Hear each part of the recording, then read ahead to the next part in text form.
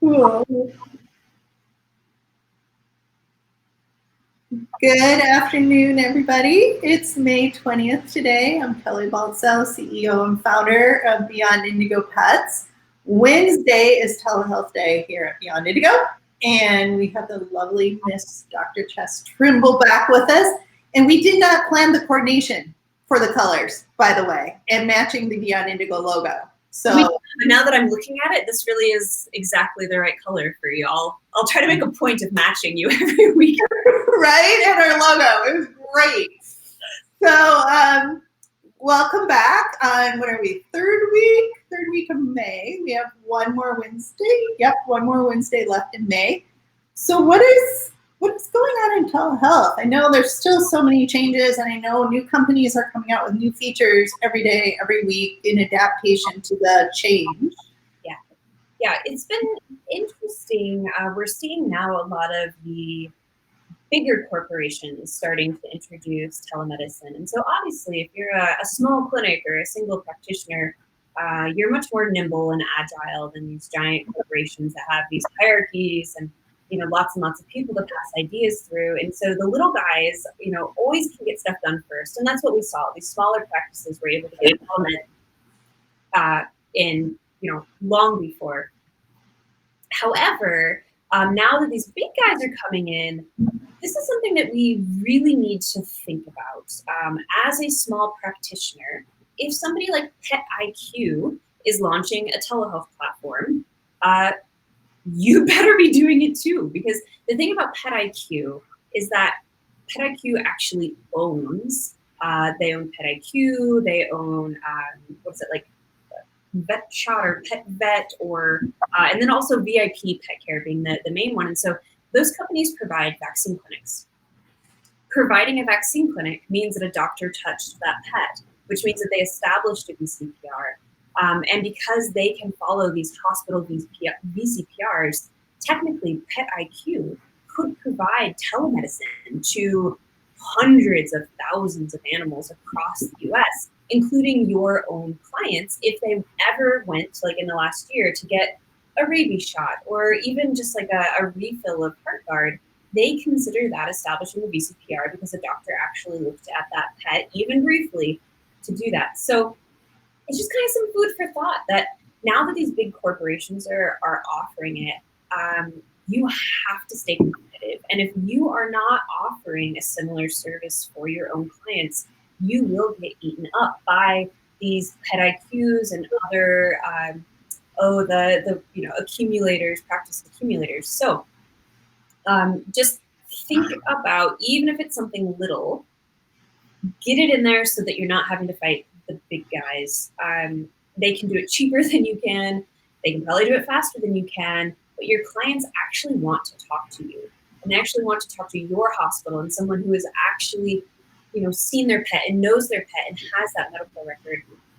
And so if given the choice between a PetIQ sort of more generic telemedicine and your clinic's personal telemedicine, maybe addressed by a nurse who they've actually met before and they know who the doctor is, they're going to pick you every time over PetIQ. So don't let these scare you, these press releases scare you, but definitely take it as some food for thought that if you aren't going to provide it, somebody else will, and they will provide it cheaper and better, and they'll steal your clients. So just work on it, be aware that it's happening, and be aware that, again, if you don't provide it, everyone else will. Yeah, move on to the tip here. So this is something that I'm actually pretty passionate about and really interested to see how it changes in the next approximately 5 years. So wearables and telemonitoring are part of telemedicine. They aren't really talked about all that much for a couple of reasons. One, these pet wearables unfortunately aren't fantastically accurate yet. You can imagine, if you wear your smartwatch or your Apple Watch, they actually have keys that are very accurate, but that is because you don't have a ton of hair on your skin, and it can actually send that signal through your thinner skin to your veins and everything. With a dog, we have this thick hair coat, and so it's been much more difficult to create a collar that can do temperatures and pulse and respiration. But what they've done a really good job with is activity tracking. And you can do so much with activity tracking. And all it is in that collar is a little gyroscope. And all it is measuring how your dog is moving and how frequently and how fast. So it's really simple technology, but we can do a ton with it. And so these wearables you can put on any pet. And some of the brilliant ways that I've seen them used is so for tracking medical conditions. So for instance, for allergies, if you have a dog that is sort of on and off Apoquel because his allergies kind of get better or get worse, and then once in a while it has that huge flare up in the spring, that's how a lot of them are.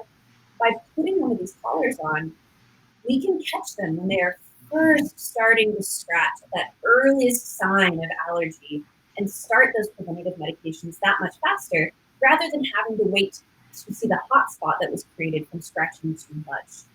Same with catching diseases earlier. So, for example, arthritis in a dog, putting this on an older dog, and you can see their activity slow down as the weather gets colder or if they played too hard at the park.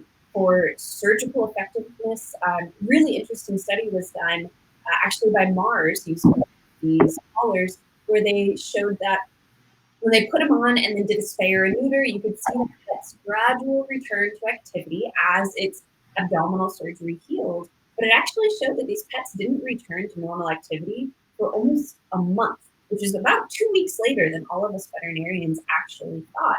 So it's helping us understand a lot of intricacies of pets, but really is just a great way to catch those diseases early and track those conditions, and also convince pet owners that something's working. So, for instance, if a pet owner doesn't think their dog is in pain and has arthritis, a lot of veterinarians will just have one collar and they'll rent it out to people and they'll say, have your pet wear this collar for a week.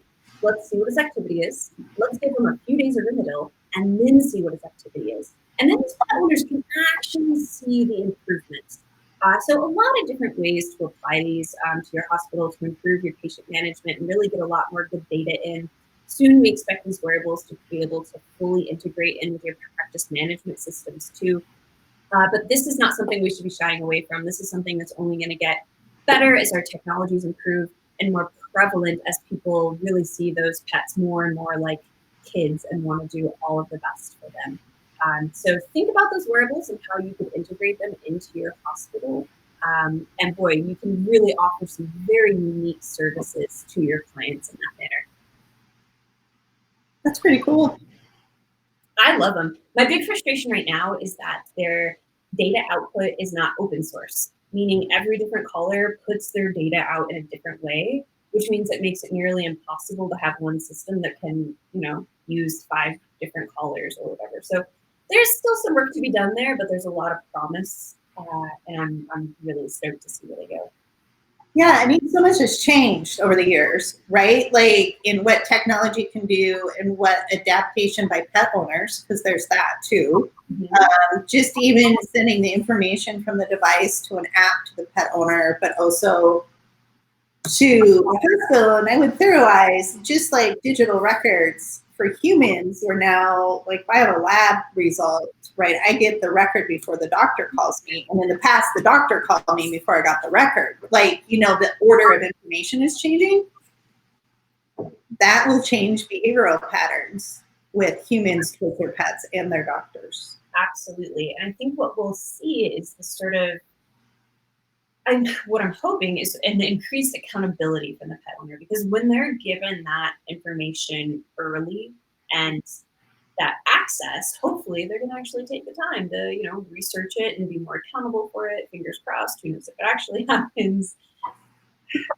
Like they actually pay attention before it's a crisis, right? Yep. Yeah, no, that would be really great because we do lose track of our time of our day. We lose track of our assumptions. And animals can't talk back to us in ways that we understand, verbally. So if there's some insight on that, so that if they are in pain, we can help them out, so our beloved fur baby isn't suffering, because that sucks. Yes. It really sucks. Absolutely. Yep. So stay tuned. We'll have to see. We'll have to see at the conventions this year what shows up.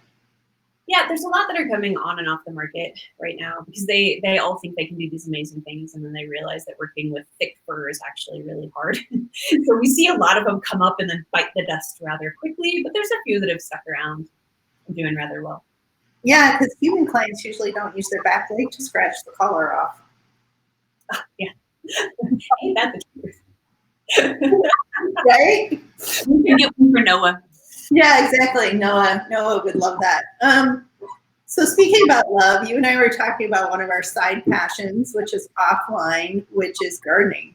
Yes. Yes, and I'm very excited because one of my ways that I'm staying balanced during this time is being in the sun without a coat because it's Minnesota. So, we finally have reached oh my God, the sweet spot. We're hitting the sweat 70s. All of us Minnesotans are swooning with delight. Mm-hmm. Mm-hmm. But I plan on getting my garden in by Saturday. And so then maybe we'll have some pictures to show later once the baby plants get bigger plants. Yeah. Mine, I'm probably halfway fully in with the garden, but I'm trying to simultaneously put in my garden and put in just some landscaping for pollinators and such, because the house we moved into was 100% rock and cactuses. So 0 flowers, 0 trees, 0 shrubs, and so I'm spending a lot of time shoveling rock. Yeah, but that's your workout right there. You don't have to go to the gym for that one, which is still not open. I can't go to the gym anyway, so I'll shovel rock instead. Yeah, go to shovel rock instead. Well, I look forward to seeing what your creative abilities done because certainly you have the artistic talent and it comes through in multiple different ways. So we'll keep doing that for marketing to self is taking care of us as well as the earth that we live in. So thank you, Jess. Thanks for having me. I love it. Yeah, and have a great Memorial Day weekend, and we'll see you next Wednesday. Sounds good. Enjoy all the sunshine. Thanks, you too. Bye-bye. Bye.